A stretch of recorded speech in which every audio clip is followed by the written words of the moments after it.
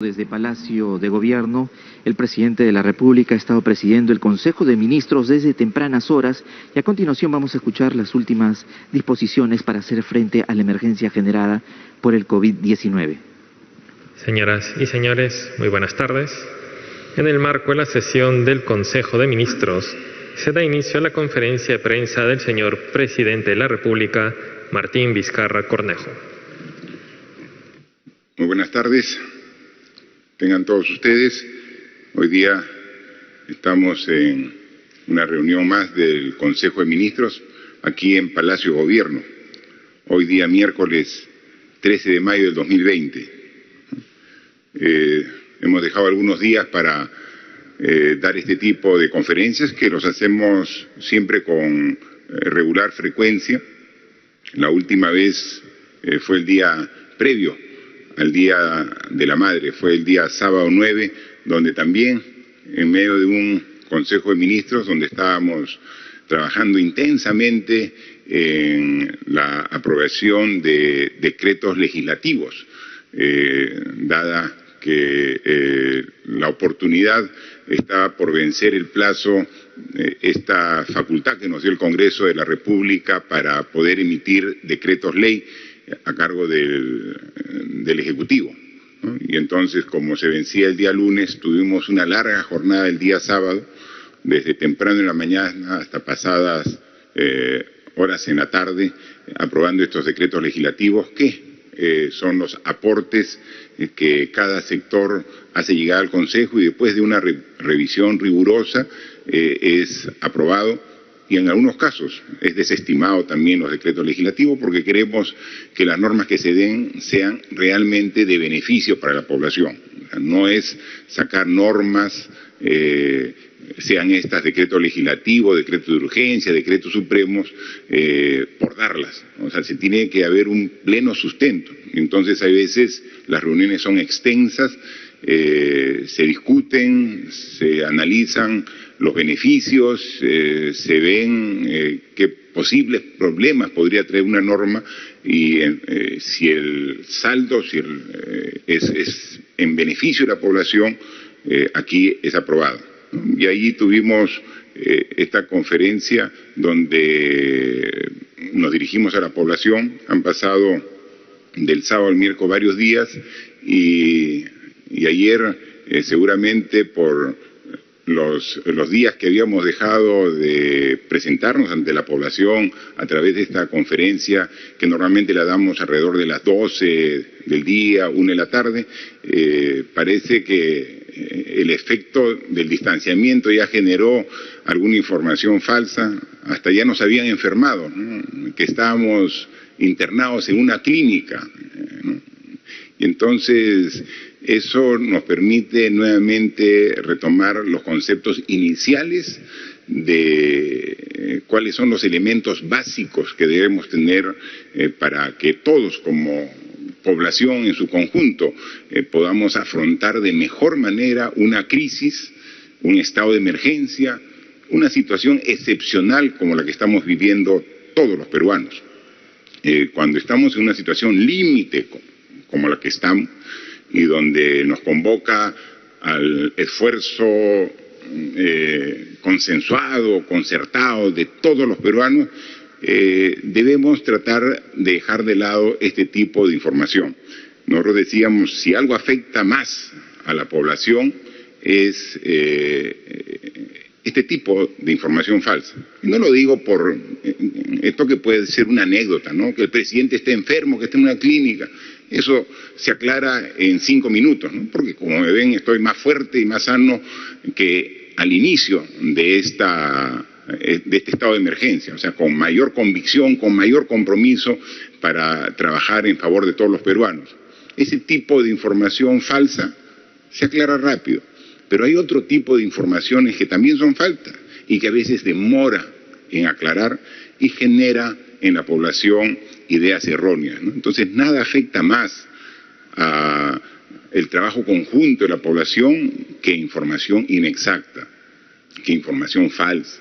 Porque esa información falsa muchas veces, como está fundamentada en la mala fe, ¿no?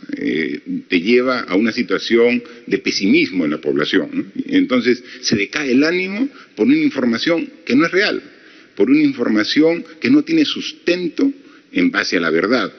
Y cuando hay pesimismo, te quita a la población este estado de ánimo que es necesario para tener las defensas altas, como se llama incluso en las Fuerzas Armadas, en la policía.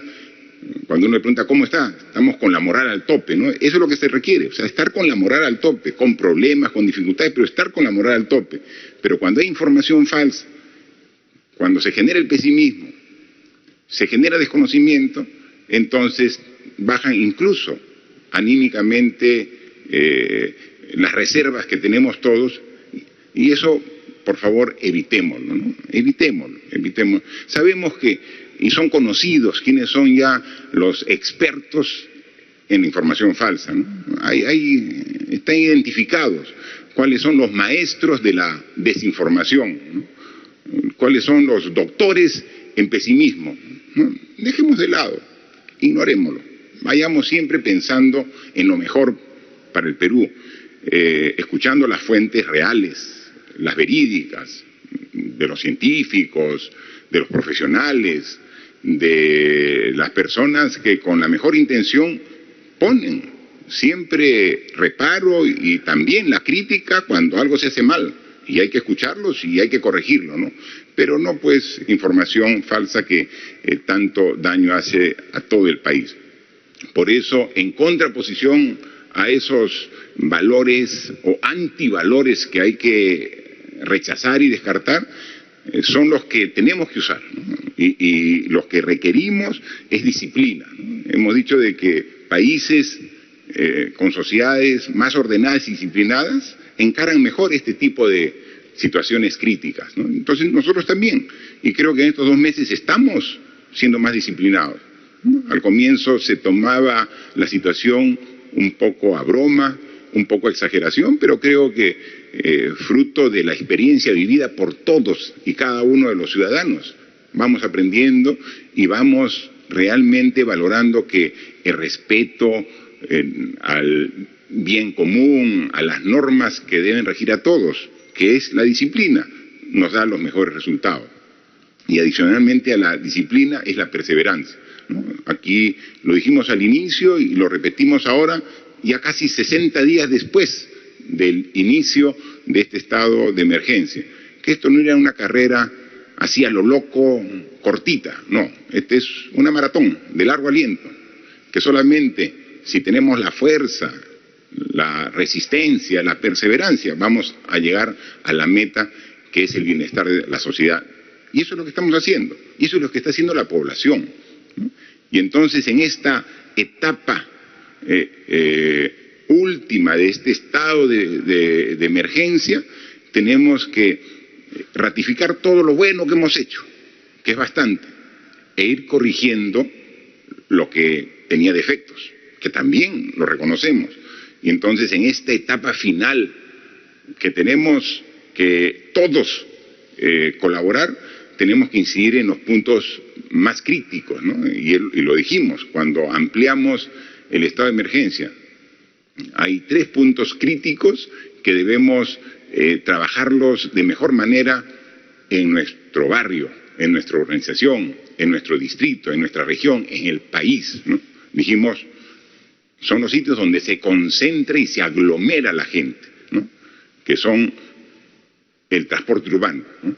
Tanto desde los paraderos, donde ahí se aglomera la gente, pero también dentro de los buses, también ahí está aglomerada la gente, sin respetar la distancia mínima requerida. Otro sitio son, dado que estamos repartiendo los bonos a los cuales nos hemos comprometido con más de 6.800.000 hogares en el Perú, también en los bancos, ¿no? Entonces ahí también tenemos que hacer y usar mecanismos para mejorar la distribución, las transferencias de los recursos económicos de apoyo a estas familias, pero sin generar las aglomeraciones que veíamos. Y el otro son los mercados, ¿no? Entonces, en la medida que ataquemos esos 3 puntos que son de alto contagio, vamos a lograr que esta etapa final logremos bajar la tasa de contagio a menos de 1, que ya lo explicamos, y que estamos ya dentro de ese margen de 1. Este esfuerzo final que lo estamos haciendo y día a día, ¿no? O sea, con perseverancia. Ahí vemos a las Fuerzas Armadas ahí lideradas por el Ministro de Defensa, ¿no? Vemos a la Policía Nacional liderado por el Ministro del Interior, haciendo operativos en mercados, en el transporte urbano y ordenando el sistema financiero. Estamos absolutamente seguros y convencidos que se va a lograr bajar esta etapa final de este esfuerzo que todos estamos realizando. Porque si vemos los datos a nivel mundial, ya la cifra de infectados pasó los 4 millones.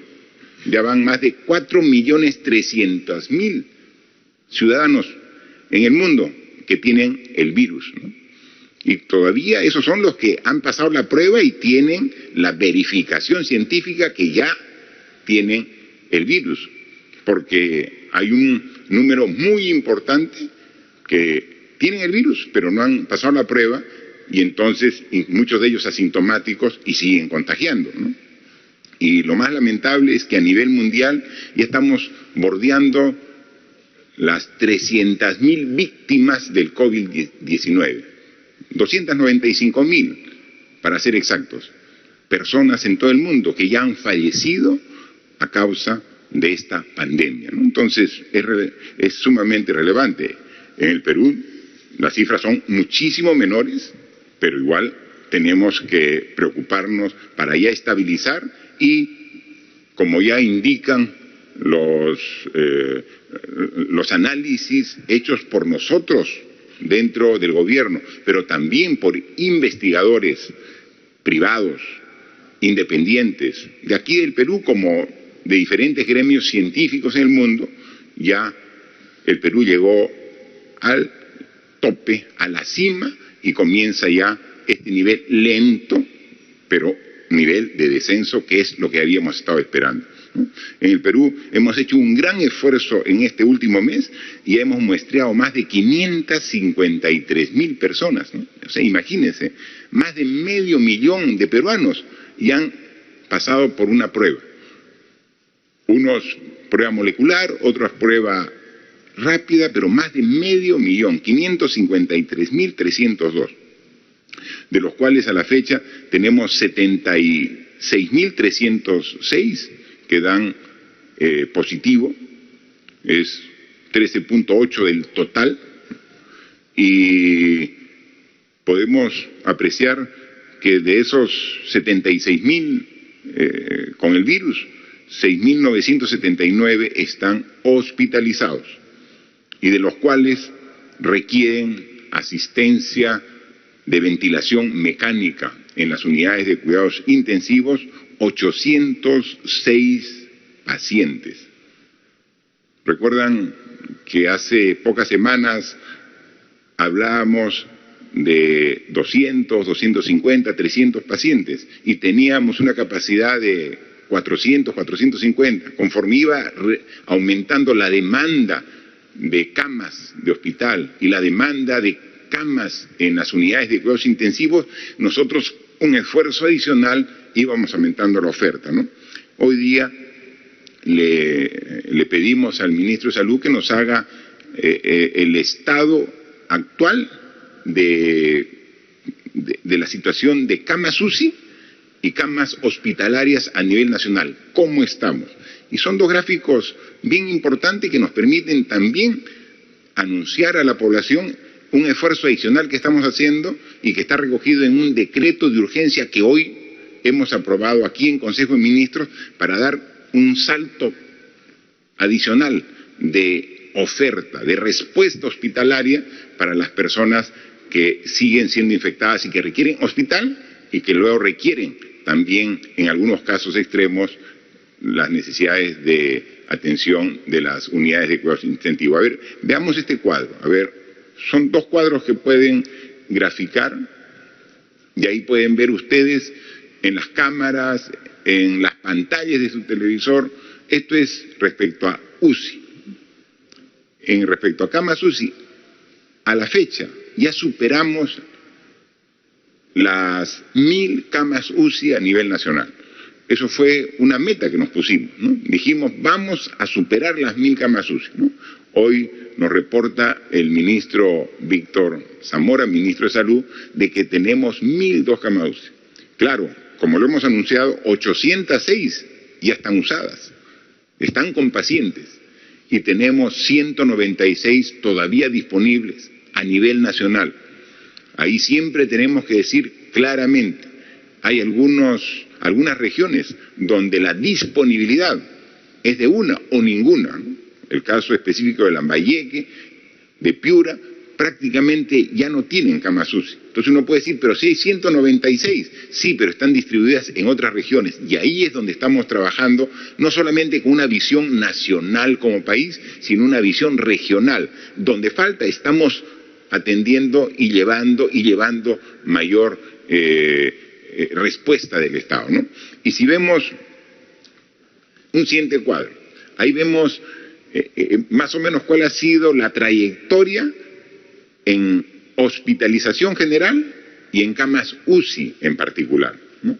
Cuando dimos el estado de emergencia a nivel nacional como consecuencia de la pandemia del COVID-19, pedimos a los diferentes entidades de la salud que nos digan cuántas camas teníamos disponibles.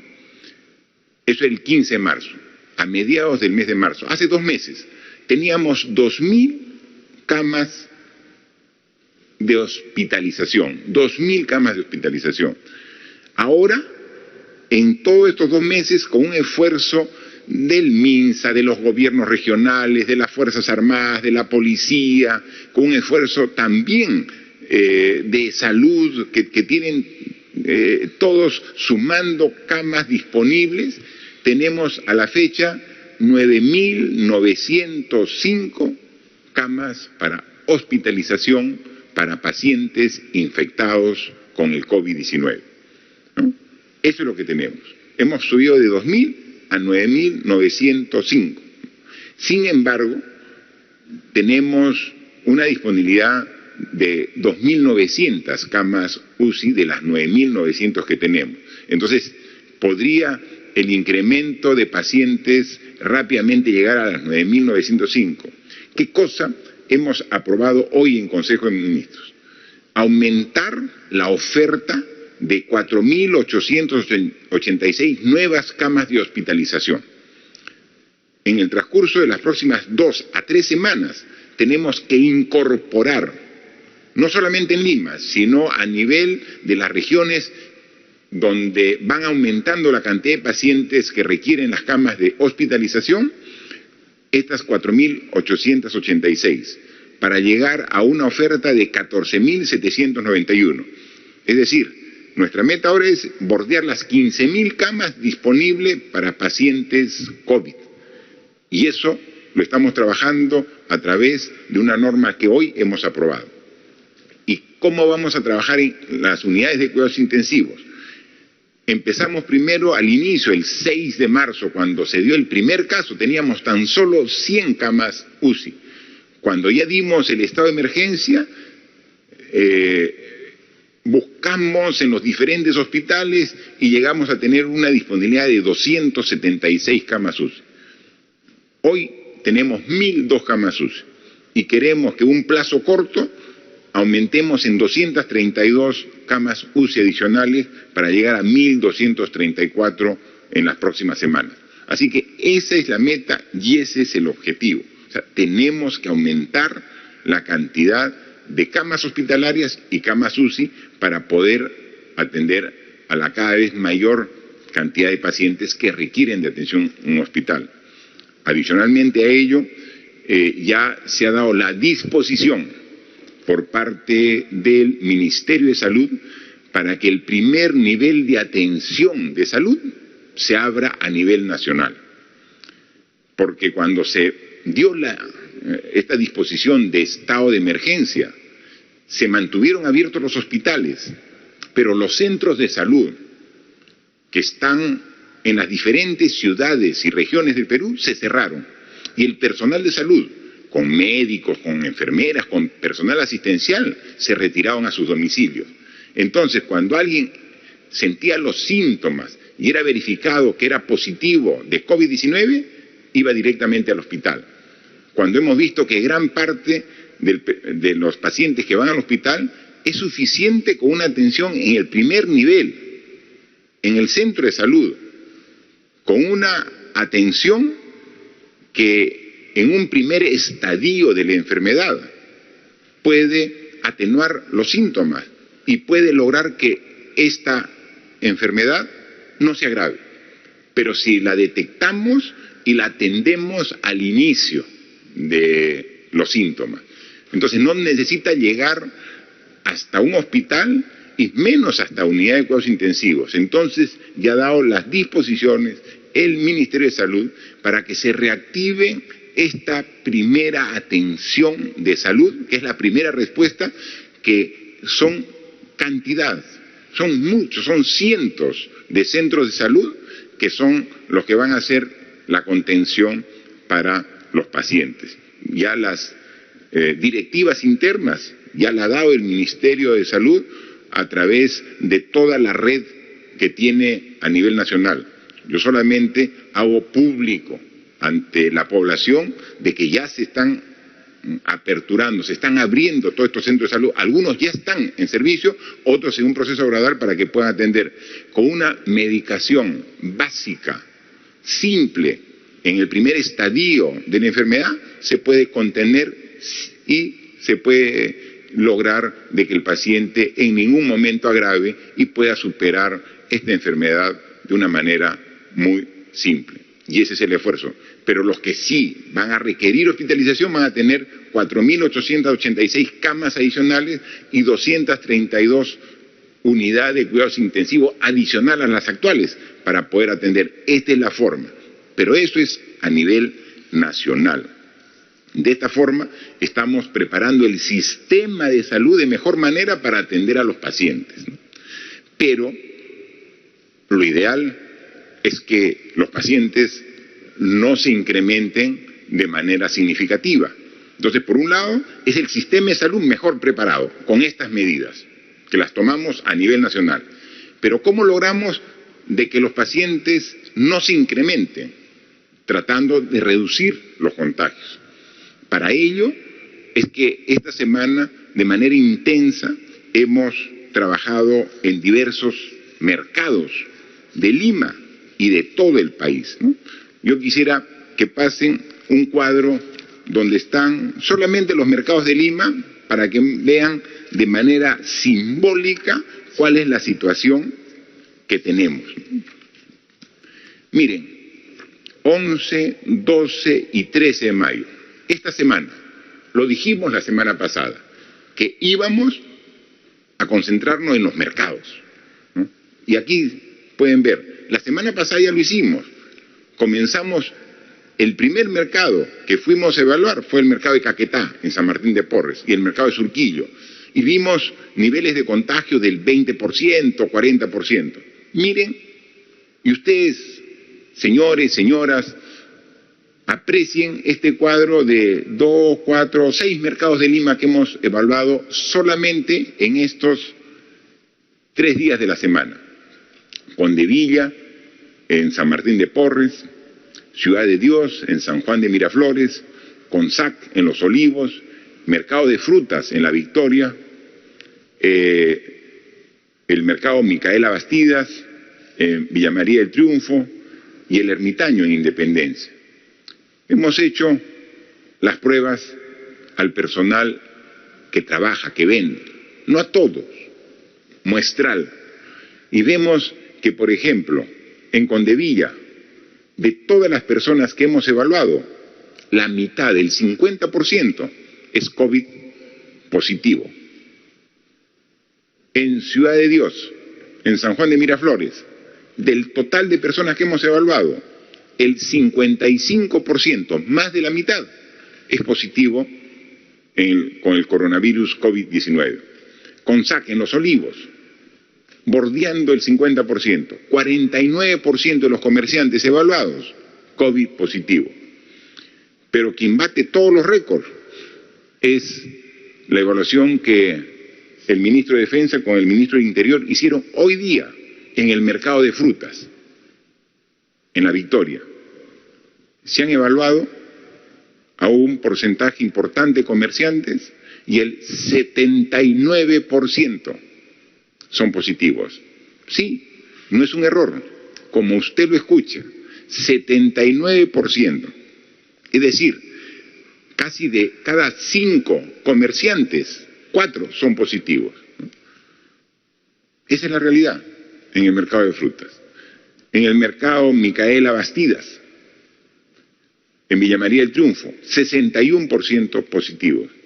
Y en Independencia, el mercado del Ermitaño, 45% es positivo. Y esto no solamente es en Lima, ¿no? Aquí yo tengo la información que me hacen llegar de diferentes intervenciones que se hacen a nivel nacional y, por ejemplo, el reporte que me hace el ministro de Vivienda, que tiene como responsabilidad la región Piura, ¿no? Ha estado, por ejemplo, en Sullana, en el Mercadillo. El 39% de los comerciantes es positivo, ¿no? Y en el mercado La Capullana de Piura se tomaron 200 muestras en los comerciantes y 102 positivos, es decir, el 51% de los comerciantes son positivos. Un poquito más alejado de las áreas urbanas, en Chulucanas, el 37%, un poco menos, ¿no? Pero entre más urbano es el mercado, entre más población hay alrededor del mercado, el porcentaje de contagio es mayor, ¿no? Entonces, ¿qué tenemos que hacer? Corregir esa situación. O sea, lo que tenemos que hacer es intervenir los mercados. La mayoría de los mercados, una vez que encontramos estas tasas de contagio, tenemos que cerrarlo. Hay que cerrarlo, no definitivamente, hay que cerrarlo en un plazo perentorio corto que permita ordenarlo y volverlo nuevamente a abrir al público, pero sin este riesgo de contagio. Y eso es lo que estamos haciendo. Ahora, en el caso específico del mercado de frutas, estamos buscando una medida intermedia, ¿no? O sea, cerrar o reemplazar a los vendedores. No podemos estar con el 80% de vendedores contagiados, pero también es un mercado sumamente importante porque es de ahí donde se distribuye la fruta para toda la ciudad. Y tenemos que ver alguna medida, y eso lo estamos trabajando, obviamente, con el Ministerio de Agricultura, para ver cuál es el mecanismo para evitar esa tasa de contagio, pero tampoco podemos nosotros dar que como consecuencia de una medida se genere un desabastecimiento de un producto tan importante como son las frutas para todos los hogares. Eso es lo que estamos trabajando. Pero se da cuenta, usted, ciudadano, que el problema es nacional. Entonces tenemos que dar una respuesta nacional. Tenemos que intervenir los 2.000 mercados que hay a nivel nacional, y de los cuales hay 230 que se han priorizado. Eso ya hemos comunicado con los alcaldes. Aquí la autoridad principal de responsabilidad en los mercados son los alcaldes. Pero aquí no estamos para lavarnos las manos, aquí estamos para trabajar juntos.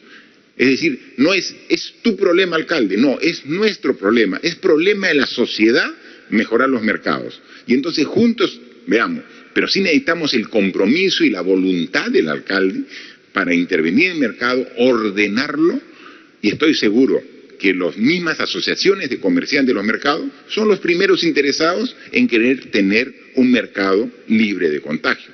Entonces, van a colaborar los comerciantes, van a colaborar los clientes, porque no van a querer ir a contagiarse en un mercado.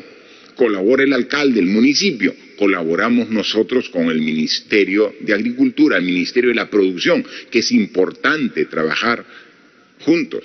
Y quien pone el orden, la seguridad en este proceso, Fuerzas Armadas y Policía, trabajo articulado. Todos intervenimos, se corrige, se mejora y se pone nuevamente en servicio, pero ya no con estos niveles de contagio. Entonces, mejoramos nuestra respuesta hospitalaria, nuestra respuesta de salud, por un lado, pero tenemos que bajar la tasa de contagio en los mercados. Lo propio estamos haciendo en los bancos, y por eso una de las medidas que rige desde el lunes es que se ha ampliado el horario de atención, no solamente de bancos, sino también de centros comerciales, de farmacias, porque ahora la inmovilización obligatoria ya no empieza a las 6 de la tarde, sino a las 8 de la noche. Entonces hay 2 horas más del día que se puede aprovechar para que los horarios de atención al público se extiendan. Y entonces, los que están yendo a cobrar su bono, los que están yendo a hacer compras, tienen más tiempo en el día. Entonces, al tener más tiempo, hay menos concentración de gente. A pesar que también está usando tanto el Ministerio de Trabajo, que tiene un sector de la responsabilidad de los hogares, y el sector más fuerte, más grande, más numeroso de hogares que van a recibir bonos los tiene el Ministerio de Desarrollo e Inclusión Social, están usando diversos mecanismos para que también se hagan las transferencias digitales y no necesariamente tengan que ir a cobrar físicamente y pueden ir en cualquier momento a retirar dinero del cajero. Entonces estamos buscando todos esos mecanismos y estamos avanzando. Nosotros hemos informado en alguna reunión anterior de que el esfuerzo del gobierno para atender a los hogares que se ven afectados por estos 2 meses de estado de emergencia con las restricciones para movilizar, y si tienen restricciones para salir, también tienen restricciones para trabajar. Entonces, en el Perú hay 9 millones de hogares, ¿no? Eso es lo que está establecido, 9 millones de hogares, de los cuales afectados porque se han quedado sin un ingreso fijo en planilla, en un sueldo, es más o menos 6.800.000 hogares. Nuestro compromiso como gobierno es que a esos 6.800.000 hogares le vamos a dar una canasta básica regular en efectivo que es 760 soles. ¿Cuánto eso es en dinero? 6.800.000 hogares por 760 soles. Es más o menos 5.160 millones de soles. Esta medida de apoyo a los hogares que requieren una inyección económica para que puedan atender sus necesidades básicas, nos cuesta a todos los peruanos, cuesta al erario nacional, al Tesoro Público, 5.160 millones de soles. Y ya lo estamos pagando.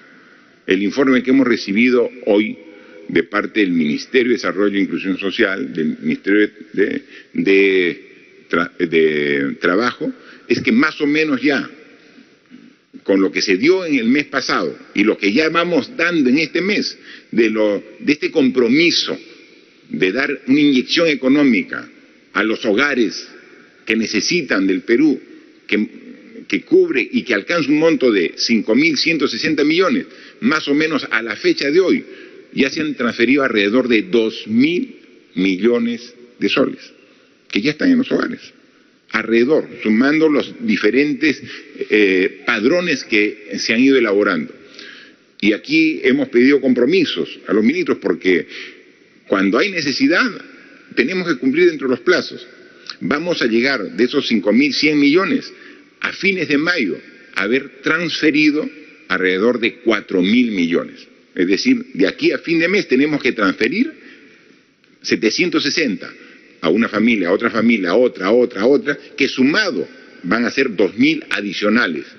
Con los 2.000 que ya se han transferido son más o menos 4.000 de los 5.160 millones de soles.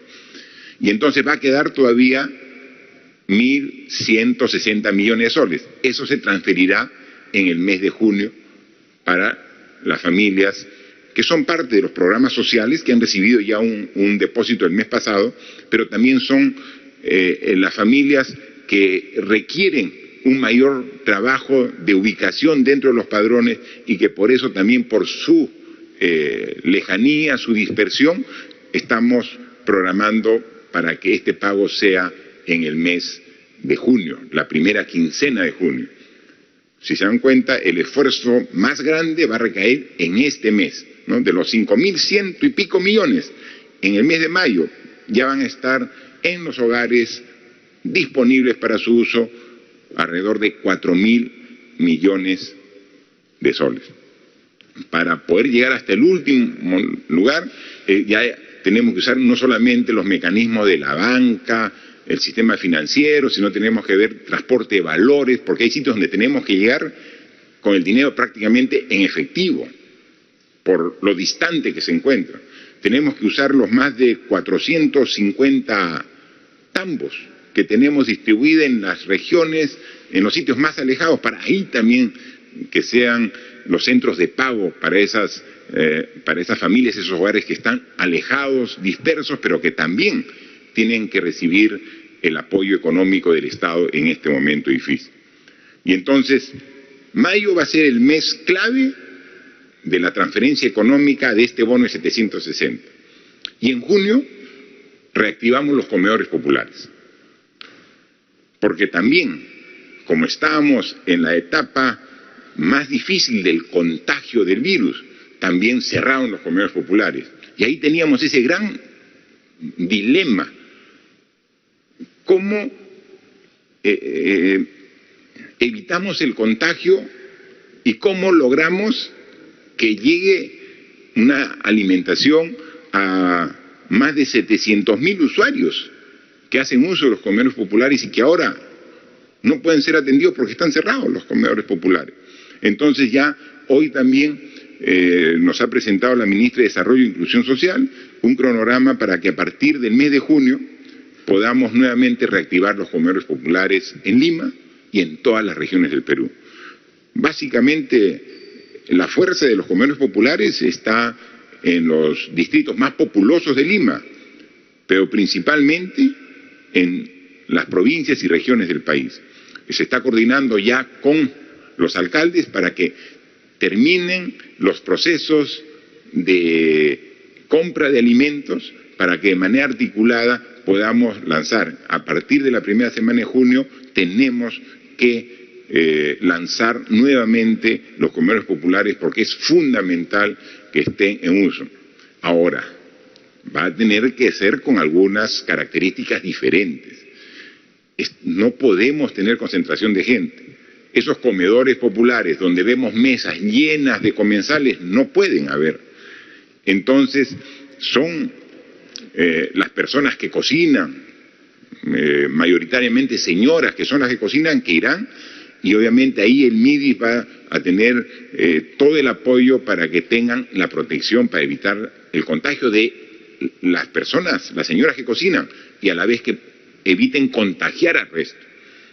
Pero va a ser preparar la comida y ver un mecanismo para que quien quiera hacer uso del comedor popular no coma, no haga uso en el mismo local, que sea para llevar a su vivienda, ¿no? Entonces todo eso tiene que cambiar. Es parte de la emergencia.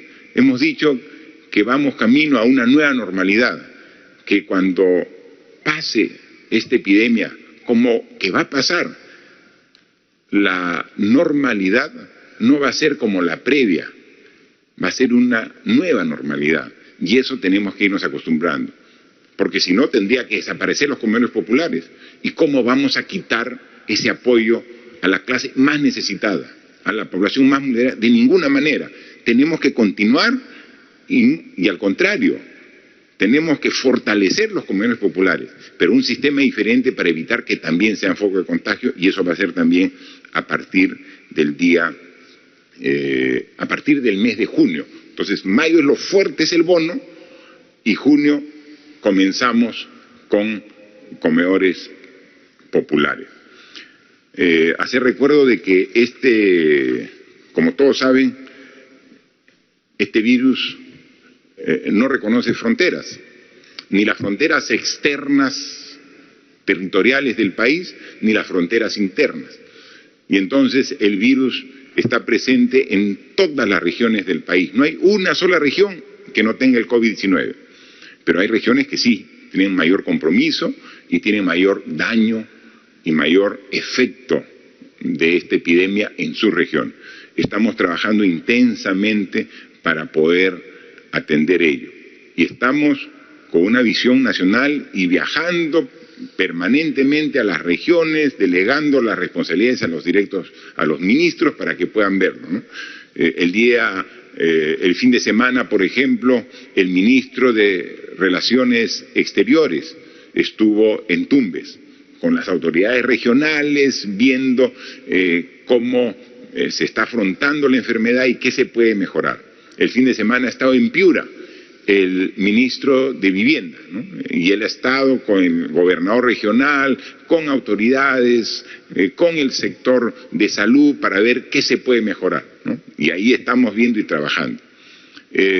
Ayer el primer ministro ha estado en Lambayeque, ha ido con la viceministra de Salud, ha estado directamente en Lambayeque, incluso poniendo en servicio 100 nuevas camas de hospitalización de e-salud para los pacientes del COVID. Hemos visto que Lambayeque es una de las regiones con mayor incidencia. Ha estado el primer ministro en Lambayeque, y ahí directamente interactuando, logrando esta conjunción de esfuerzo entre autoridades de los 3 niveles de gobierno. El ministro de Salud se ha ido al sur, ha ido a Cañete, ha ido a Chincha, ha estado en Ica viendo la situación en cada una de estas ciudades, y en Ica con la autoridad regional viendo cómo están preparados. Ica todavía no tiene los problemas que tienen las regiones del norte, pero hay que estar preparados previamente, ¿no? Para evitar que colapse, como por ejemplo ha llegado a superar la situación en la región de Iquitos, ¿no?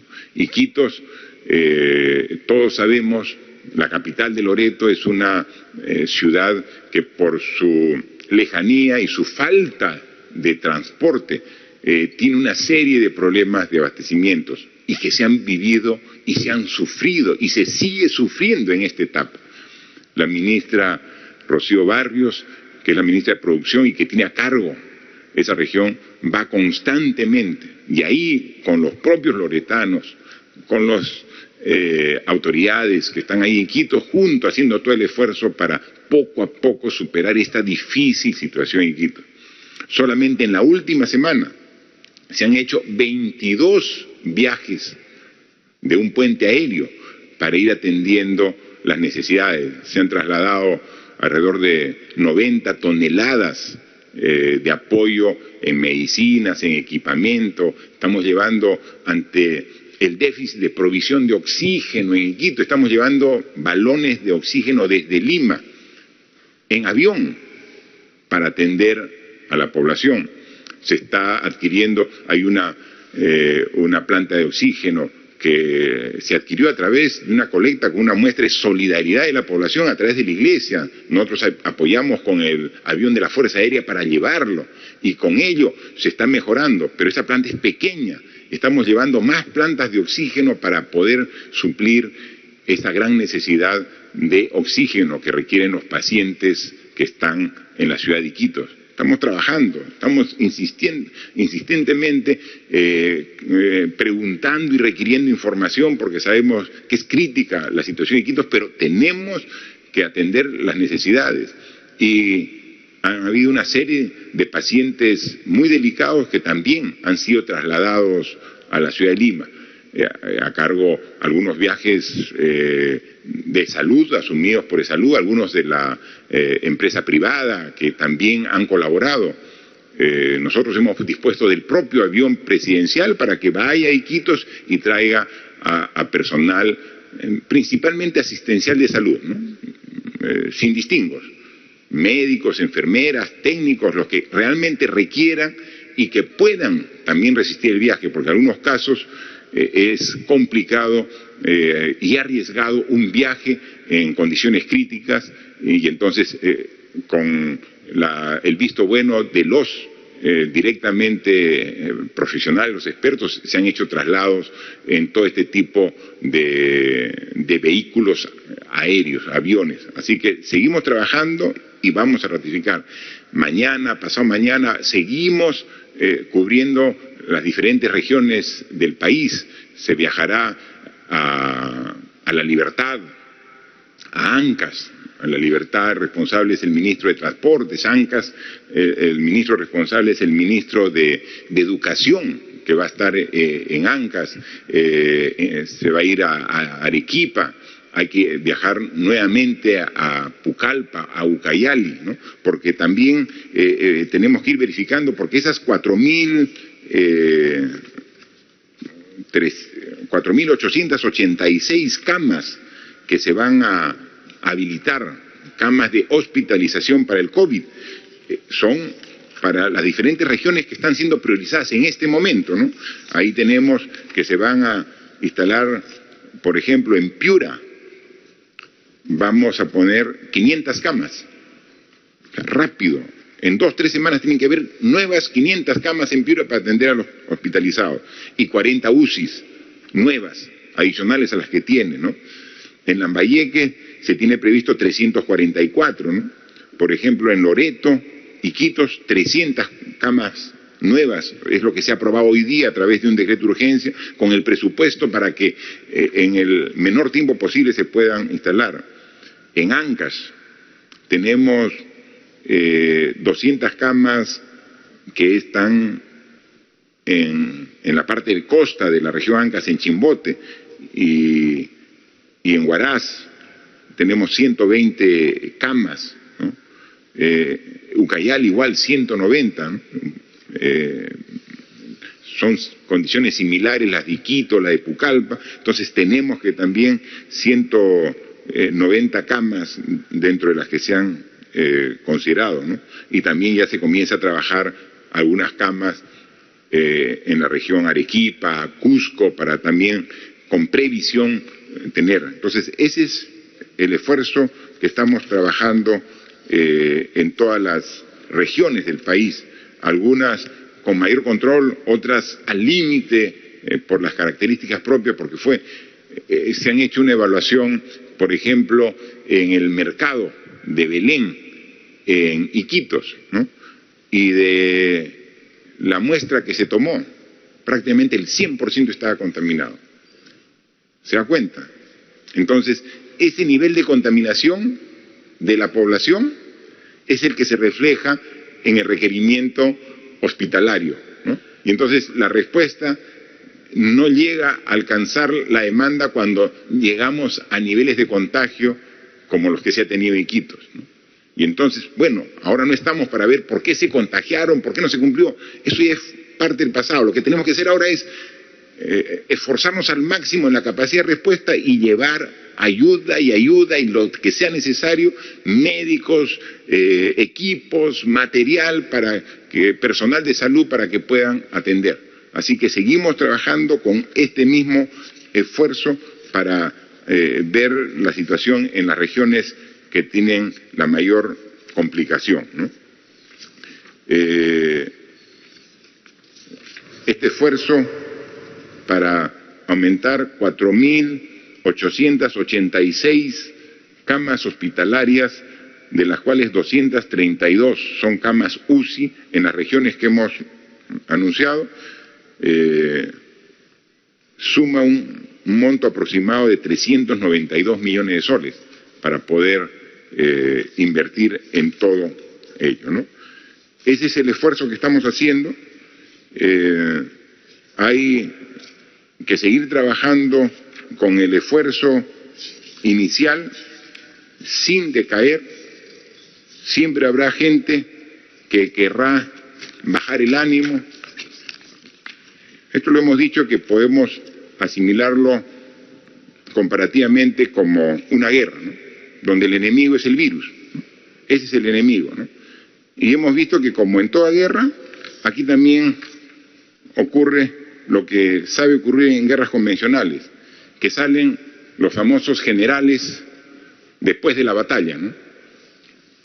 Es muy fácil, después de 2 meses de brega, de esfuerzo, de trabajo, de sacrificio, que salga alguien y que diga, yo hubiera hecho esto diferente. Qué cómodo, ¿no? Y en el momento que se tomaba la decisión, donde con firmeza, con valentía, tomábamos las mejores decisiones, ahí, qué bien, qué bien. Y después cuando, como siempre, ocurre algún inconveniente, yo hubiera hecho tal cosa, ¿no? Es normal, es natural. No solamente en el Perú, en el mundo existen los famosos generales después de la batalla o almirantes después de combate, ¿no? Que desde un escritorio o desde una oficina dice yo hubiera hecho tal cosa. Nosotros hemos hecho lo que correspondía hacer desde el primer día, sin perder tiempo. El 6 de marzo fue el primer caso, el 15 de marzo, declaración de estado de emergencia. Dijimos que no escatimamos esfuerzo, 12% del PBI destinado para atender esta pandemia que está afectando. Pero lo decimos y lo ratificamos. Se han tomado las decisiones que correspondían y los resultados están a la vista. Y seguiremos trabajando hasta poder llegar al resultado final que todos queremos, de vencer esta enfermedad y recobrar nuevamente las actividades con los cambios propios que hemos dicho que se deben hacer, pero recobrar nuevamente las actividades que generen el empleo, el progreso y desarrollo. Estamos en ese camino, hoy más convencidos que nunca, dispuestos a entregar hasta el último esfuerzo que tengamos, convencidos que tenemos la fuerza, no solamente como personas, sino como país, para salir adelante de este gran problema. Y estamos aquí, a su disposición, como desde el primer día, y como vamos a estar hasta el último día, aquí, frente a usted, poniendo el pecho, dando la cara, para enfrentar juntos esta pandemia que no nos va a vencer. Muchas gracias. Muchas gracias, señor presidente. Vamos a iniciar la ronda de preguntas virtuales. La primera pregunta es de Willax TV. El sistema de salud está en crisis. Hospitales regionales piden implementos de protección desde lo más esencial, trajes, mascarillas y más personal. ¿Por qué no se está atendiendo este pedido? Hace algunos días solamente el Colegio Médico pidió la renuncia del ministro de Salud, Víctor Zamora. Asegura que nunca se escuchó las recomendaciones frente a la pandemia y que no ha sabido reaccionar ante la crisis. ¿Se ha evaluado dentro del gobierno si habrá un cambio en la cartera de salud? A ver, aquí lo que se necesita es unidad de los peruanos. Aquí se necesita es que todos aporten, todos colaboran y todos contribuyan. Y doy fe del gran esfuerzo que está poniendo en este momento tan difícil el ministro de Salud. Trabaja incansablemente para, junto con todo el gabinete y junto con todos los peruanos, poder enfrentar esta difícil y compleja enfermedad. Así que ratificamos la confianza en él para juntos salir adelante de este problema. Y convocamos a todos. Dificultades, obviamente hay. Discrepancias y diferencias también. Pero por favor, salgamos, superemos las discrepancias. Si por ahí hubo alguna frase inoportuna, hay que salir adelante de ello. El problema no es cómo definimos un concepto que puede ser teórico y que puede generar una discusión. Si nos quedamos en ese tipo de discusiones, el virus sigue avanzando, el virus sigue contagiando, el virus es el enemigo. Juntémonos y luchemos contra el virus. Y si ha habido algún error, corrijámoslo. Si ha habido alguna diferencia o discrepancia, superémosla. El Perú nos necesita a todos unidos. Vamos a trabajar en ese sentido y vamos a continuar en este esfuerzo. Convocamos. Cuando hay una diferencia en un grupo de personas, no podemos decir, me voy del grupo. Pongo más esfuerzo para buscar el consenso. Y eso es lo que convocamos a todos. Así que yo estoy seguro que los médicos del Perú, que son los profesionales que están ahí en primera línea, junto con los demás profesionales asistenciales, enfermeras, técnicos, obstetrices, todo, pero los médicos que están ahí con su conocimiento, son los primeros que están de acuerdo en que esperan el apoyo de todos para salir adelante. Así que con los médicos, con el personal asistencial, con las Fuerzas Armadas, con la policía, con todos los peruanos. Vamos a terminar esta etapa final, la parte más difícil, ya la hemos transitado. No nos desunamos en esta parte final, que es donde se necesita la fibra de todos nosotros para poder concluir la tarea que hemos emprendido y que le estamos llevando bien. La posición del Perú, las medidas que ha tomado en su oportunidad y en la calidad de medidas es reconocida no solamente aquí al interior de nuestro país, son reconocidos internacionalmente. Así que sigamos juntos y las discrepancias se pueden superar, pero lo que tenemos que lograr es la unidad para vencer al virus, que lo estamos haciendo. La siguiente pregunta es de Radio 1 de Tacna. Señor presidente, usted dijo que si las autoridades no están a la altura de las circunstancias, iba a enviar a alguien que lidere la emergencia en las regiones. Acá en Tacna las actividades se desarrollan con normalidad. La frontera es una coladera. El nuevo hospital Hipólito Unanue debió entregarse en el 2019 y hace meses está abandonada su construcción. Los mercados son focos de infección, especialmente el Grau. Salud proyectó que el pico más alto en Tacna será a finales de mayo y principios de junio. Además, Tacna solo cuenta con 7 ventiladores en el hospital y 15 están guardados en cajas. Asimismo, los 26 ventiladores del escándalo del hospital de Ate son de Tacna. ¿Cuándo los devolverán a la ciudad? ¿Qué es lo que hará usted para resolver los problemas de nuestra región? Miren, felizmente en Tacna la evolución de la enfermedad no está generando los problemas de otras regiones. Pero como bien dice el periodista de Radio 1 de Tacna, no hay que esperar que eso ocurra. Estamos nosotros vigilantes y vamos a estar pendientes de lo que ocurra. Estamos coordinando estrechamente con las autoridades de Tacna.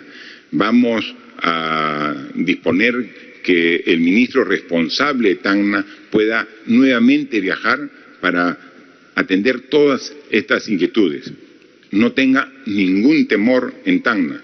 Los ventiladores mecánicos que se han adquirido para Tacna van a ser repuestos en su integridad.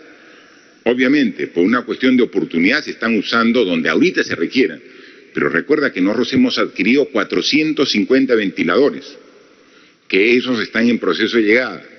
Cuando tengamos y esta enfermedad pase, tengan la plena seguridad que van a ser todo el material que pudo en eso por una coyuntura utilizarse, va a ser repuesta para Tacna.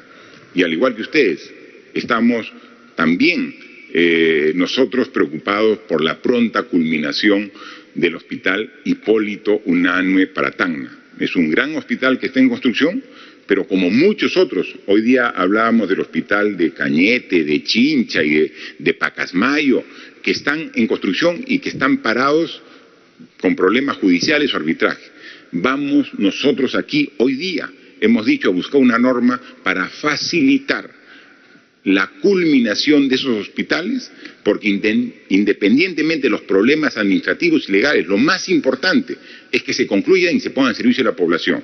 Así que no solamente ocurre en Tacna con el hospital Hipólito Unanue, ocurre en varias regiones con hospitales de características similares. Estamos aquí planteando una solución integral para poder concluirlos y ponerlos a servicio en el plazo más corto, y en el caso de Tacna tengan la seguridad que vamos a poner especial atención.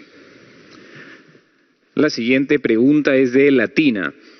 Señor presidente, en el Congreso se acaba de presentar un proyecto de ley que propone gravar con impuesto las grandes fortunas de personas naturales. En el Ejecutivo se habló alguna vez de que estaban pensando crear uno igual. En todo caso, ¿cuál es la posición de su gobierno? De igual modo, el Parlamento se apresta a votar una segunda vez una iniciativa que daría luz verde a los taxis colectivos. ¿Qué harán de ser aprobado? Finalmente, cientos de usuarios que acuden a las farmacias se quejan de que éstas han encarecido las medicinas en general en perjuicio de familias que menos tienen, y esto debido a un monopolio. Desde el MINSA, ¿se puede hacer algo al respecto? Bien, Mire, ahí la pregunta de Latina es amplia. Una parte compromete al MEF, otra al Ministerio de Transportes y Comunicaciones y otra al MINSA, ¿no? Yo quisiera, por favor, que nos haga unos comentarios al respecto. Por favor, el Ministro de Transportes en el tema que corresponde específicamente a su sector. Por favor. Gracias, presidente. Sí, a ver, un comentario. Los taxis colectivos o los autos colectivos va en contra de la reforma del transporte que estamos impulsando a través del Ministerio de Transportes. Y más aún en esta coyuntura en que estamos luchando contra este virus que es el COVID, en la cual por temas sanitarios tampoco brindaría, digamos, las garantías de poder controlar la propagación del virus a través de estos vehículos colectivos. La reforma del transporte va hacia una macrotransportación, o sea, tener un sistema de transporte público en la cual podamos movilizar volúmenes mayores de pasajeros.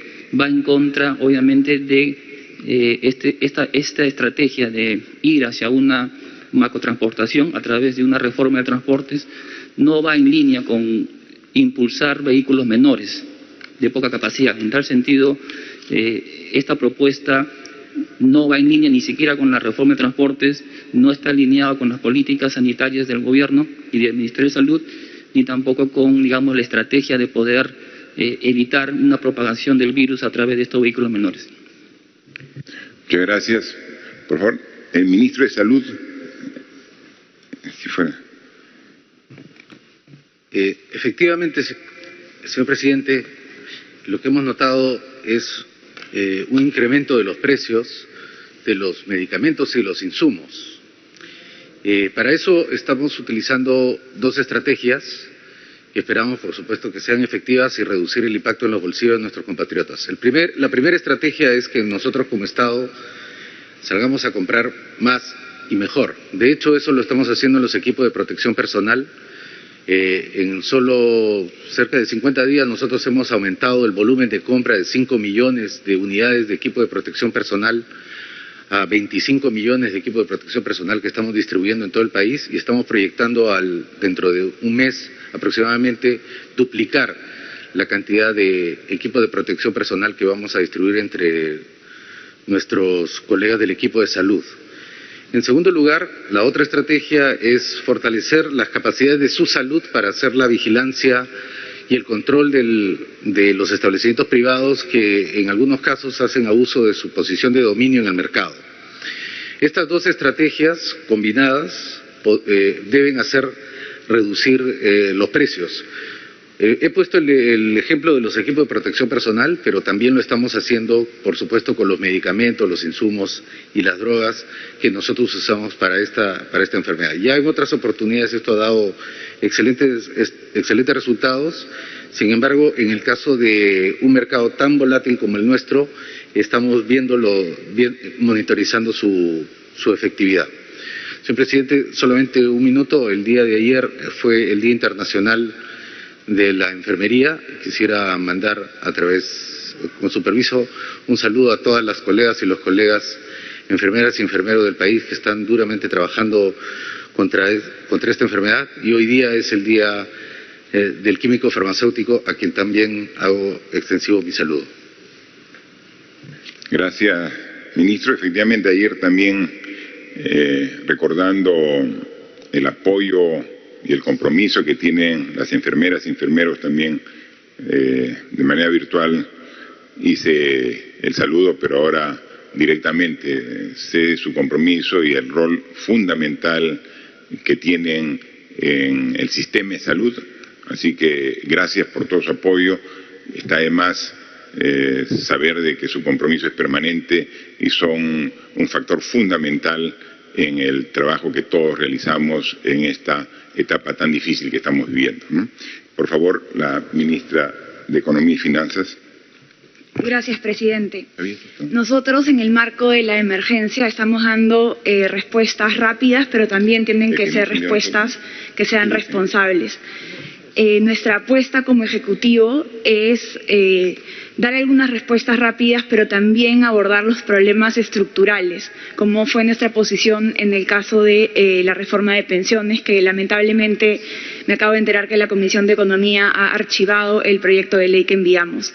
En el tema tributario es exactamente igual. Nosotros no podemos responder a coyunturas sin hacer un análisis estructural para ofrecer al país posiciones responsables que aborden los problemas de fondo. Por ejemplo, en el sistema tributario, los altos niveles de incumplimiento, que en el impuesto a la renta es casi 48% y en el IGB es 32%. Entonces, nuestra posición, como ya lo hemos dicho, es que en el tema tributario siempre vamos a tener un trabajo técnico responsable y minucioso, y en su debido momento será presentado. Por ahora estamos muy focalizados en atender la emergencia y en paralelo estamos trabajando en una propuesta estructural. Muchísimas gracias.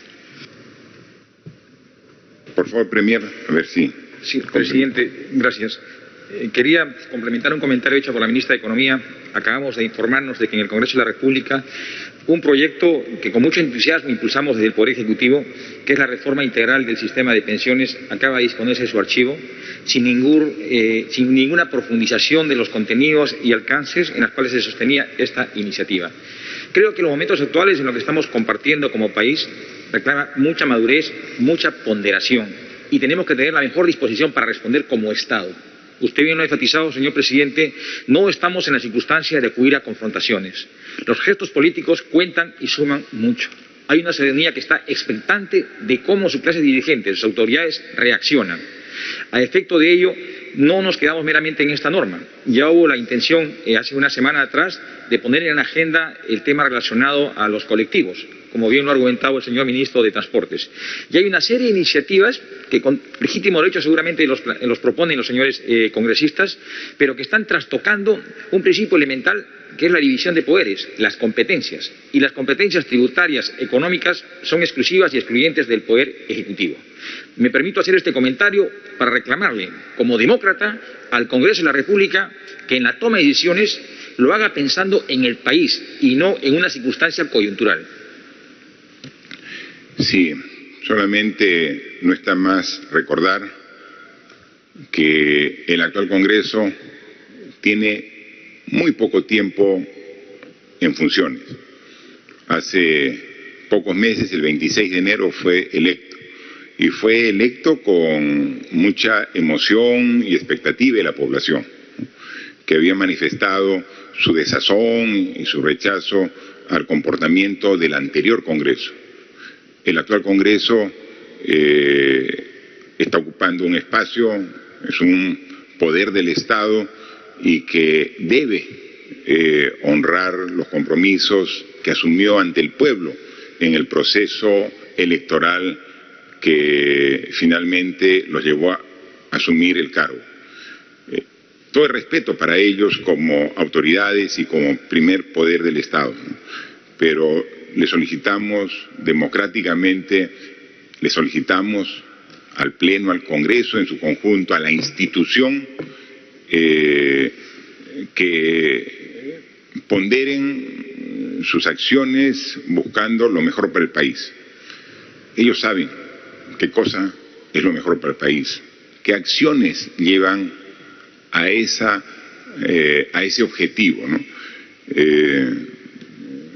Hablamos, cuando se habló y se debatió sobre las AFPs y permitir que los que habían hecho sus aportes retiren, dijimos que está bien.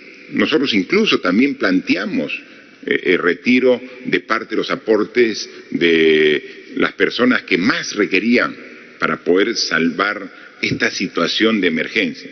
Pero dijimos que eso no solucionaba el tema de fondo, que el tema de fondo era hacer una reforma integral.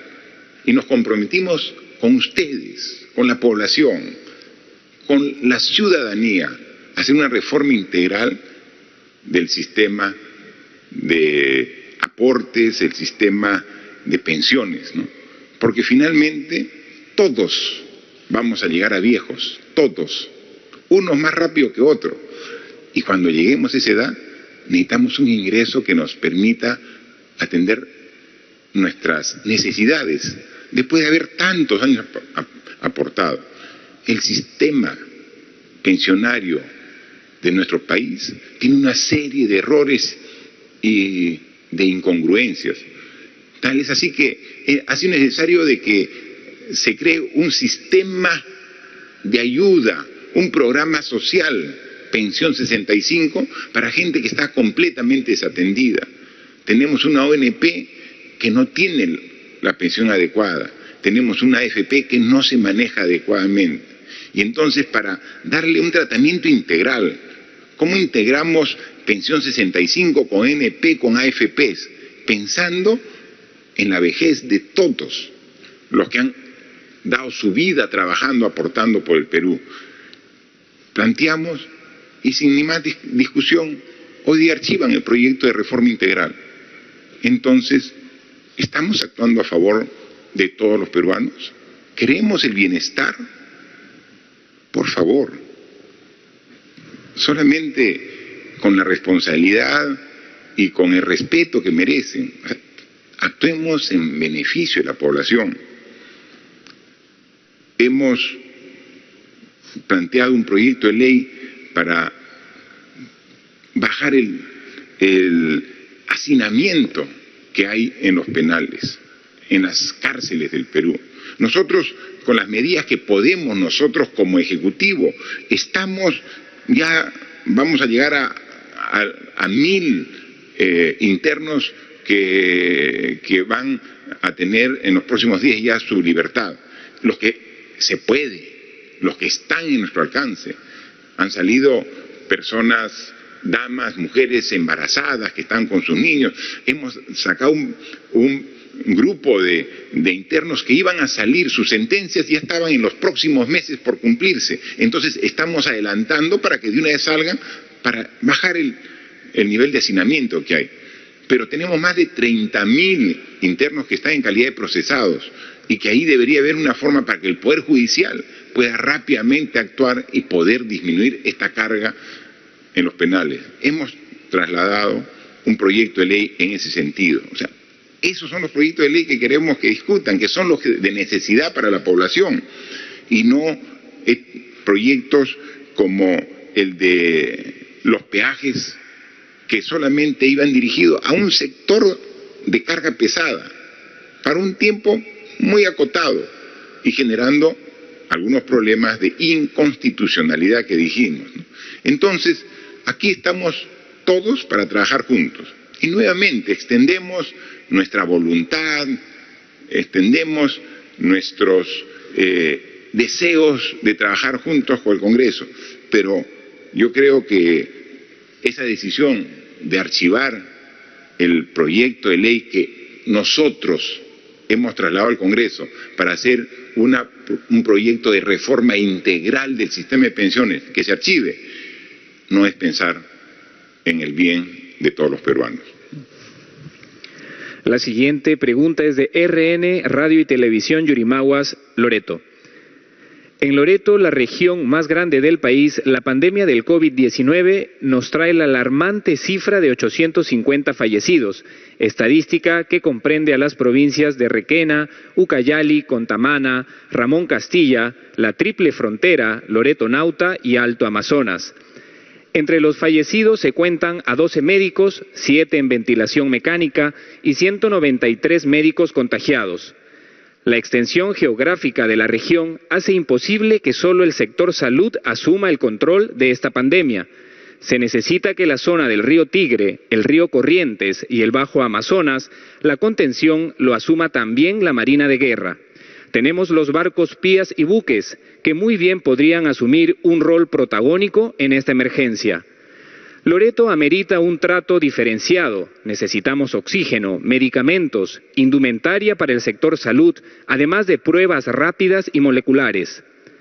Frente a la devastadora situación del COVID-19 en Loreto, con una presencia letal, pedimos se declare en estado de catástrofe para asumir de manera unida y consensuada esta lucha pandémica. A través suyo, señor presidente, pedimos a la ministra Barrios programe la devolución de 3 ventiladores mecánicos del Hospital Santa Gema Yurimaguas, cedidos en calidad de préstamo. Se agradece los esfuerzos realizados por el gobierno que preside, pero aún es insuficiente. Gracias. Quien ha estado permanentemente en contacto y viajando a la región Loreto, a Yurimaguas, a Iquitos, es la ministra de la Producción. Por favor, quisiera que usted conteste, ministra, y también complemente el ministro de Salud, de los esfuerzos que estamos haciendo. Gracias, presidente, premier. Como bien se señala, durante el último mes hemos tenido una serie de vuelos reiterativos diarios a Loreto, justamente para llevar todo lo que es material de protección médica, médicos, medicamentos y también provisión de oxígeno. En ese marco, durante esta semana, a partir del día viernes, se están programando vuelos adicionales para poder llevar a Loreto la instalación de 2 plantas de oxígeno para poder provisionar y aumentar la capacidad de oxígeno entre la región. Paralelamente, dentro de estos vuelos que se han dado durante todas estas 2 semanas, también hemos tenido vuelos a Yurimaguas para poder alcanzar material médico, así como pruebas rápidas. De hecho, para el día de mañana hay un vuelo programado a Yurimaguas para poder llevar justamente provisión que aún está pendiente de llevarles, y ya desde el día de ayer salió vía terrestre la provisión de una cámara frigorífica para Yurimaguas, así como también donación del laboratorio Roche para esta zona. Respecto al tema de los ventiladores, ya se coordinó con MINSA para que esta semana podamos ya embalarlos y poder devolverlos a la zona como corresponde. 2 que se pidieron en préstamo y 1 que vino para reparación y que entendemos que ya está culminada la reparación y por lo tanto se procederá a la devolución. Paralelamente se ha coordinado con las Fuerzas Armadas allá en Loreto justamente para intensificar el apoyo en todo lo que es que no haya desabastecimiento de alimentos en vista del cierre del mercado de Belén, lo cual ya se está realizando, así como también la disposición de poder iniciar la atención a través de los PIAs que existen justamente por toda la zona fluvial de Loreto. Eso es lo que podemos informar hasta el momento, presidente. Gracias, ministra. Por favor, ministro de Salud. Señor presidente, efectivamente Loreto es una epidemia que tiene múltiples características. No solamente se presenta en la ciudad, tenemos una epidemia en Yurimaguas, tenemos otra distribuida en varias localidades ribereñas y, por supuesto, tenemos una de enorme impacto entre el personal de salud, que ha tenido como consecuencia fatal la muerte de mis hermanos médicos y mis colegas de otras profesiones, enfermeras, técnicos de enfermería, los cuales profundamente siento. Efectivamente, señor presidente, nosotros en el caso de Loreto y en el caso del resto del país tenemos distintas formas de abordar la epidemia y hemos abierto las puertas del Ministerio de Salud para poder tener un diálogo con todos los actores y ver las mejores soluciones tanto en lo nacional como en lo internacional.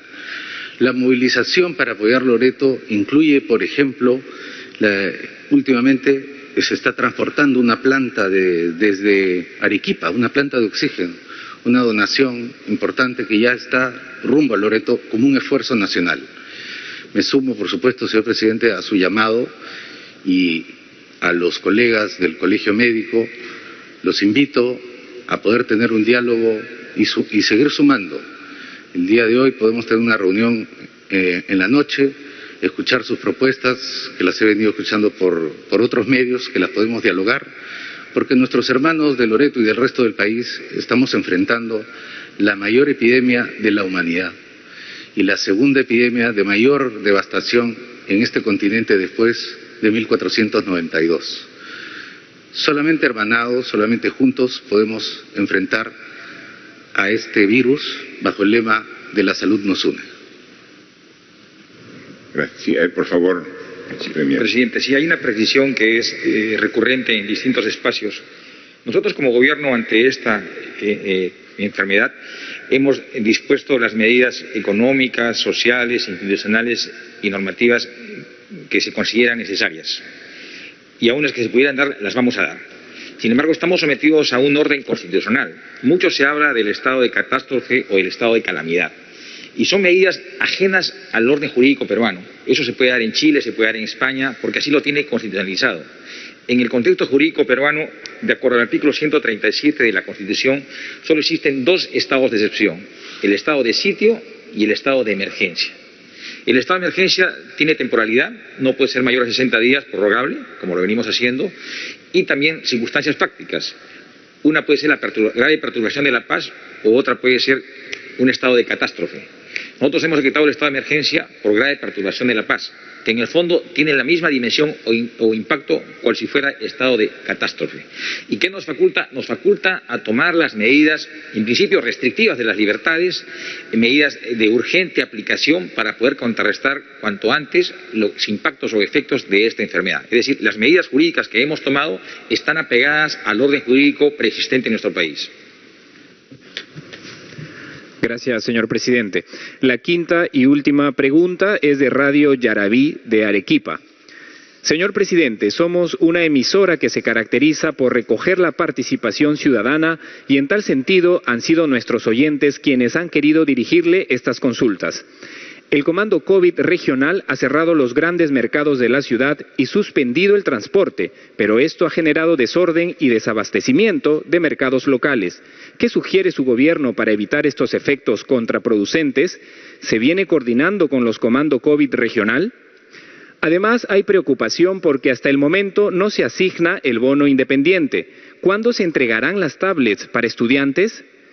Y finalmente, ¿el gobierno está al tanto o ha autorizado el reinicio de obras del proyecto Maje-Siguas? Porque pese a la cuarentena en este mismo momento, el gobernador de Arequipa realiza una ceremonia de reanudación de trabajos en el lugar. Bien, gracias por las preguntas de Radio Yarabí de Arequipa. Preguntó sobre un tema también de educación, sobre las tablets, y quizás sería bueno que nos dé un pequeño estado en que se encuentra el proceso de educación a distancia que tenemos a nivel nacional, qué nivel de porcentaje está alcanzando. También creo, ministro de Educación, que es necesario que informe a la población, no a nosotros porque tenemos la información permanente, sino a la población esta posibilidad de matrículas nuevas de alumnos en la educación pública, cómo se va dando y cómo lo vamos a acoger. Y también, obviamente, responda la pregunta del medio de comunicación respecto, según el cronograma, cumpliendo lo que establecen las normas administrativas en el Perú, a partir de qué mes aproximadamente podríamos ya disponer de las tablets para cerrar esta brecha digital y que estos aparatos electrónicos que permiten la conectividad de las zonas más alejadas de los alumnos, que más desfavorecidos, podamos cerrar la brecha de educación. Por favor, ministro de Educación. Muchas gracias, presidente, y gracias por las preguntas que se han planteado. En relación al proyecto de educación a distancia, nosotros como Ministerio de Educación estamos satisfechos del nivel de avance que hemos tenido en la cobertura de lo que ha sido la estrategia Aprende en Casa en cualquiera de sus tres modalidades, ¿no? Tenemos encuestas nuestras, encuestas del Instituto Nacional de Estadística, que señalan que más del 90% de los estudiantes han tenido contacto con esta estrategia. Igualmente también es también bueno resaltar que entre un 60% de los papás y las mamás están satisfechos, hay un 40% de ellos que no lo están porque están esperando aún ver cómo se asienta esta estrategia y estamos nosotros trabajando fuertemente para poder convencerlos que es una manera a través de la cual también se puede dar una educación de calidad. Nosotros revisamos permanentemente los contenidos de lo que se transmite a través de la estrategia Aprende en Casa. Como los hemos dicho permanentemente, presidente, es una oportunidad también para que nosotros toquemos con toda la rigurosidad y con toda la las capacidades que tenemos como Ministerio de Educación, temas que no han sido abordados como debieron ser abordados históricamente. Uno de ellos tiene que ver con la educación ciudadana. Lo vamos a seguir haciendo porque nos parece que es una buena estrategia para poder integrar mucho más este país y poder revertir las situaciones como la discriminación que más bien nos han desunido. Entonces vamos a seguir mucho en esa línea, trabajando cada vez más con los mejores recursos audiovisuales que podamos contar. En segundo lugar, en relación al proyecto de ampliación de la matrícula pública, informarle, presidente, y también a la ciudadanía que al día de hoy tenemos ya 54.000 pedidos de traslado. Tenemos una plataforma que nosotros rápidamente construimos para que los papás y mamás que están interesados en trasladar a sus hijos de los colegios privados a los públicos manifiesten su interés de manera tal que nosotros podamos organizar la oferta en relación a esa demanda, ¿no? Tratando de garantizar que las oportunidades estén cerca a las residencias de donde están las familias en la medida de lo que sea posible, ¿no? Estamos trabajando varias ideas de cómo puede ser. Hay una posibilidad que es que se amplíe, digamos, la capacidad que ya se tenía ahora en los colegios públicos. Otra es que se amplíe a dobles turnos. También estamos explorando modelos de cogestión. Estamos realmente investigando todas las posibilidades que hay para poder ofrecer un servicio de calidad como se merecen estos estudiantes.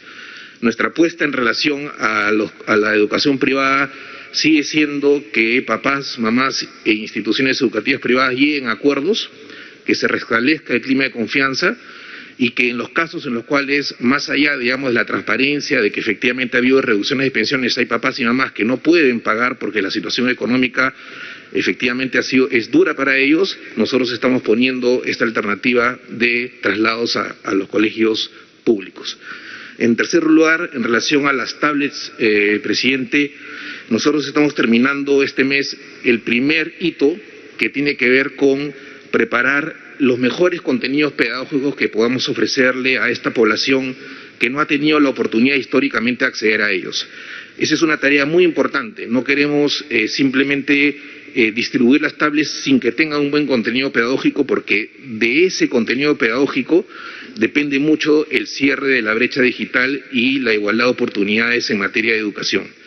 Estamos pasando un segundo hito, que es todo lo que tiene que ver con los procesos de adjudicación, de contratación, que tienen que ser seguidos con todas las normas correspondientes. Tenemos un control concurrente en la Contraloría y esperamos, si es que todo, digamos, funciona como esperamos que funcione, poder ese segundo hito terminarlo en un mes y medio e iniciar, digamos, la distribución de las tablets que tanto necesitan los estudiantes peruanos, ¿no? Muy bien, gracias, ministro. También en Radio Yaraví de Arequipa había preguntado sobre el bono independiente. Quien está bajo esta responsabilidad de la distribución del bono independiente es la ministra de Trabajo. Yo le pediría que por favor nos diga cómo ve el avance y cuáles son programación que tiene para el presente mes. Por favor, ministra. Gracias, presidente. Efectivamente, el sector trabajo asumió la responsabilidad de aprobar el padrón y disponer el pago a los beneficiarios de hogares que tenían trabajadores independientes. El padrón contempla 773.000 hogares, de los cuales poco más de 80.000, señor presidente, son beneficiarios en Arequipa, que es justamente la pregunta de Radio Yaraví. Sobre el nivel de avance, sobre el primer tramo, ya el abono corresponde a poco más del 90% de los hogares. Respecto al segundo pago o la segunda parte de dicho bono, estamos en el orden del 85% también el nivel de avance, y la expectativa es que la subsiguiente semana ya podamos haber abonado este bono al 100% de los beneficiarios. Gracias, presidente. Muy bien, ministra, es buena la expectativa que para la próxima semana ya tengamos ese pago de este bono al 100% a nivel nacional, ¿no? Que es fundamental. Se necesitan recursos en los hogares para poder atender los problemas que ha generado estos 2 meses de cuarentena, de estado de emergencia, y entonces todos los bonos en los diferentes padrones tienen que terminar con llegar a las familias, y hemos dicho de que a fin de mes vamos a tener 4.000 millones de soles que están en los hogares, quedando 1.200 para el próximo mes de junio. Pero también Radio Yarabí decía sobre el tema de los mercados. Sabemos que los mercados son centros de contagio. Cuando se evidencian hay que cerrarlos, pero no es para dejar sin ese servicio al ciudadano, es para mejorarlos y nuevamente reponer el servicio, pero un servicio que no genere contagio. Eso lo hacemos aquí en Lima y se tiene que hacer a nivel nacional. Quien está como parte de los operativos y los procedimientos, aquí es el ministro de Defensa, quien dejo para que un poco nos explique cuáles son los procedimientos al respecto, ministro. Gracias, señor presidente. Bueno, de acuerdo a los estándares internacionales, una persona que es positiva durante el tiempo de su enfermedad, en un promedio contagia a 3 personas. Pero en la situación de los mercados, las personas que expenden alimentos tienen contacto durante el día con muchísimas personas. Entonces su promedio de contagiar a 3 personas no es ese número, contagia a muchísimas personas. Estamos hablando de 30 a 40 personas diarias. Por eso que los mercados se convierten en los puntos altamente infecciosos. En base a este estudio que se realizó, se tomó la determinación de conformar una plataforma multisectorial de trabajo para intervenir en los mercados. Esta plataforma está conformada por el Ministerio de Agricultura, el Ministerio de Producción, el Ministerio de Salud y el Ministerio de Defensa y el Ministerio del Interior. Una vez que se interviene en los mercados, el Ministerio de Salud toma pruebas para ver el nivel de infección que tiene el mercado. Las fuerzas del orden dan el marco de seguridad de tal manera que se respeten todos los protocolos mientras se realizan las pruebas. Una vez que se ha determinado el nivel de infección, el mercado se cierra, pero como lo ha dicho el señor presidente, el mercado se cierra temporalmente. Estamos hablando de 3, 4 días o 7 días como máximo, dependiendo del tamaño del mercado. En estos días que el mercado es cerrado, Agricultura pone un mercado itinerante para reemplazar al abastecimiento de este mercado y los ciudadanos que iban a este mercado no tengan ningún problema de abastecimiento. Producción realiza los protocolos para que cuando se reabre el mercado, este mercado no continúe siendo un foco infeccioso, sino que cumpla todos los protocolos de salud pública que corresponde, en temas de aforo, señalización, respeto de las normas de distanciamiento, etcétera, o el flujo propio de los mercados. Entonces, este cierre del mercado es un cierre temporal y lo vamos a coordinar el día de hoy. Justamente tenemos una reunión en la tarde con todos los integrantes de esta plataforma y como se está haciendo a nivel nacional, tienen sus representantes en cada una de las regiones. Vamos a coordinar con los representantes de la región de Arequipa para ver que estos grandes mercados que se han cerrado temporalmente, una vez que han cumplido con los protocolos que se están exigiendo, se abran de inmediato. Muchas gracias, ministros, por las respuestas. Aquí el compromiso es de todos, el esfuerzo es compartido. Hemos hecho un recuento general de los esfuerzos que trabajamos en todos los campos. Hemos visto que la respuesta hospitalaria es fundamental y vamos a aumentar cerca de 5.000 camas en las próximas semanas, distribuidas en las regiones del país que más lo requieren. Y si en este proceso vemos que alguna región que no fue considerada también requiere, esto dinámicamente tomamos la decisión, porque esto es muy ejecutivo y esto se actúa en función de la evaluación permanente que hacemos. Tenemos una respuesta que ha incrementado 5, 8 veces de lo que teníamos inicialmente. Ha sido un gran esfuerzo del país, un gran esfuerzo de todos los servidores de salud, que han logrado que los recursos que se tenía, poderlos ampliar para atender a las personas que lo requieren. No es suficiente, tenemos que aumentar 5.000 camas más, lo vamos a hacer y para eso nos hemos, a partir de ahora, puesto una meta bastante exigente para que a partir de una semana se comienzan a entregar estas 5.000 camas. En una semana, en 2 semanas, en 3 semanas están las 5.000 camas dispuestas para las personas que las necesitan. Pero eso es la atención de la persona que se infectó. pero queremos evitar que se infecte si hay tal intervención de mercados intensamente y que vemos que está haciéndose por las preguntas de los medios de comunicación, verificamos que también se está haciendo a nivel nacional. Este es un esfuerzo común, todos. Entonces, bajamos el contagio y mejoramos la atención de los contagiados. Esa es la forma de tener una mejor respuesta. Pero finalmente, a pesar que hay mucha ciencia, mucho profesional, mucho científico analizando a nivel mundial la mejor manera de enfrentar esta enfermedad, llegamos nuevamente a las 3 recomendaciones básicas que hemos hecho desde el inicio, ¿no? Y que tenemos que ratificarlas. A veces la memoria es frágil, hay veces nos confiamos, y son 3 las recomendaciones básicas. Este virus se contagia muy fácilmente, y lo contagia las personas. Uno es el que lleva el virus de un lugar a otro, y entonces lo contagias con la saliva o con tus fluidos nasales, con el moco. La saliva es lo que contagia, y eso es lo que transmites. Entonces, para evitar el contagio, distanciamiento social. Primer requisito o primera indicación, distanciamiento, mínimo 1 metro. Algunos dicen, oye, yo a la segura me distancio 2 metros, 1,5 metros. Está bien, si tú quieres tener tu holgura adicional, hazlo. Mínimo 1 metro de distancia. En el micro, en el banco, en la farmacia, en el supermercado, 1 metro de distancia. Eso, primera indicación. Segunda indicación, mascarilla. Entonces uno agarra, voy a salir de mi casa, me pongo la mascarilla. Voy a salir de mi casa, entonces, si yo estoy infectado, evito que mis fluidos lleguen a la otra persona.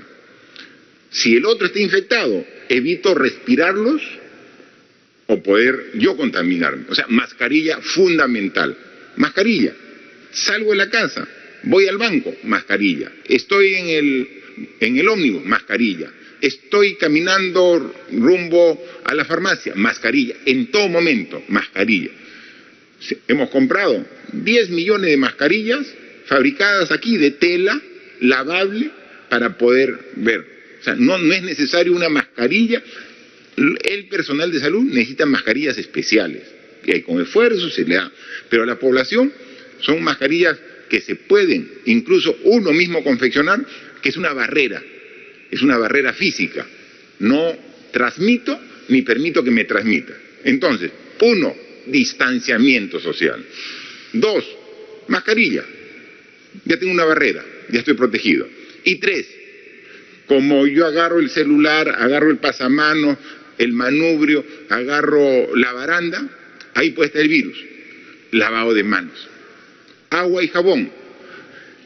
La espuma del jabón lo desecha, lo desaparece el virus. Por eso necesitamos que haga espuma. Por eso no es una lavada de 5 o 10 segundos, mínimo 20 segundos. Agua y jabón, bastante agua, jabón. Esa espuma lo desaparece el virus. Son esas 3 indicaciones. Con esas 3 indicaciones, distancia, mascarilla, agua y jabón, o si tienen a la mano, alcohol, ¿no? Alcohol. Y ahí vemos, entonces si agarra algo, ya lo combatía el virus. Entonces, eso es lo que tenemos que hacer. Tenemos que hacer camas de hospitales, los mercados, los bancos, todo. Pero tú, ¿cómo nos ayudas? Distanciamiento social, mascarilla, agua y jabón. Y con eso estamos sumando todo ese esfuerzo. Entonces podemos hacer cualquier plan, podemos definir cualquier estrategia. Si no contamos con tu apoyo, siempre va a ser insuficiente. Entonces, este es un trabajo en equipo. Y lo podemos lograr unidos. Unidad. En la física, en el universo, en la sociedad, siempre va a haber fuerzas que tienden a unir, pero lamentablemente también hay fuerzas que tienden a dividir. Si las fuerzas de la unión son las que priman, salimos victoriosos. Si las fuerzas que dividen, que separan, son las que priman, no vamos a tener el resultado que esperamos. Yo estoy seguro que en el Perú priman las fuerzas de la unidad, que pueden haber problemas, discrepancias, críticas, bienvenidas sean, pero que no dividan. Puede haber la crítica, puede haber incluso la opinión discrepante, pero en unidad. A todos, a los gremios que directamente están en primera línea, al cuerpo médico, también están haciendo un extraordinario trabajo. Los médicos, con este espíritu de servicio y profesionalismo que es reconocido por todos. Así que sigamos trabajando en esa línea, unidos, juntos. Somos un solo país, somos una sola sociedad, queremos un solo destino, queremos vencer este virus y lo estamos haciendo. Así que sigamos trabajando así. La unidad va a ser el factor clave para poder vencer y triunfar. Muchas gracias. El llamado a la unidad entonces que ha hecho el presidente de la República, no solo al gremio médico, sino también al Congreso de la República, tomar las decisiones que necesitan en este momento todos los peruanos. Adelante con la programación habitual de TV Perú.